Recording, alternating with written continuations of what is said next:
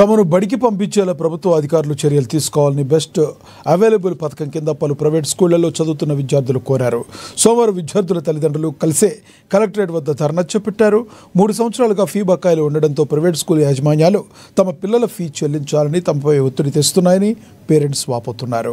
వెంటనే ప్రభుత్వం నిధులు విడుదల చేసి తమ పిల్లలు చదువుకునేలా కొనసాగేలా చూడాలని కోరుతున్నారు. అనంతరం కలెక్టర్కు వినతి పత్రాన్ని సమర్పించారు.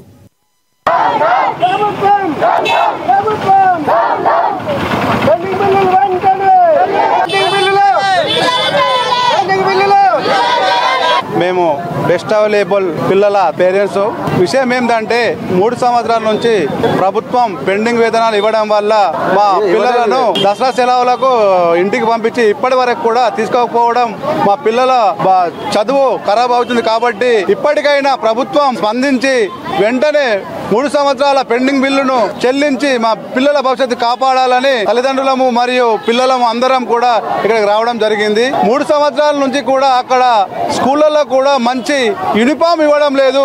గవర్నమెంట్ ఫీజు చెల్లిస్తుంది.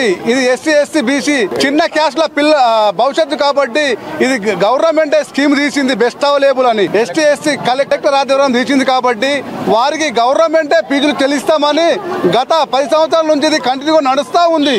ఇప్పుడు ఈ మధ్య కాలంలో 3 సంవత్సరాల నుంచి బిల్లులు రావడం లేదని మా పిల్లలను ఇంటికానే ఉంచుతున్నారు. దసరా సెలవులు కానీ ఇప్పటికి వచ్చి దసరా సెలవు ఇప్పటికి మేము ఫోన్ చేస్తేనే మీరు రావాలి, లేకుంటే మీరు ఇంటికానే ఉండాలి, లేదంటే మీరు ఫీజులు కట్టాలి అని అంటున్నారు. కాబట్టి మేము ఎస్సీ ఎస్టీ బీసీ మధ్యతరగతి కుటుంబాలం కాబట్టి మేము కట్టలేము. ఇంతకుముందు ఏ విధంగానే ఉన్నది ఆ విధంగానే పిల్లలను చేర్పించుకోవాలి. ఇప్పుడు వెంటనే పిల్లలను స్కూల్లో చేర్పించాలని మేము తల్లిదండ్రులుగా అందరం కూడా కలెక్టర్ కు ఫిర్యాదు ఇవ్వడానికి ఇక్కడికి రావడం జరిగింది. స్కూళ్ళల్లో కూడా భోజనం కరెక్ట్ లేదు, పిల్లలు పెద్ద పిల్లల డ్రెస్సులు కరెక్ట్ లేవు, వాళ్ళతో వెట్టి చాకరీ చేపిస్తున్నారు. ఇది నోట్ బుక్స్ కూడా మేమే కొనుక్కున్నాము. మేము మధ్యతరగతి కుటుంబం కూలీనాలు చేసుకునే తల్లిదండ్రులము మేము కూడా నోట్ బుక్లు కొనుక్కున్నాము.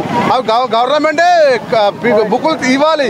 కానీ మా దగ్గర ఉంచి మేము డబ్బులు పెట్టి కొనుక్కున్నాము. ఇవి కూడా మాకు చెల్లించి మా పిల్లలకు తొందర స్కూల్లో చేర్పించే బాధ్యత ప్రభుత్వం తీసుకోవాలని ఈ సమాముఖంగా కలెక్టర్ గారికి వినతి పత్రం ఇవ్వడానికి మేము తల్లిదండ్రులము పిల్లలము అందరం ఇక్కడికి రావడం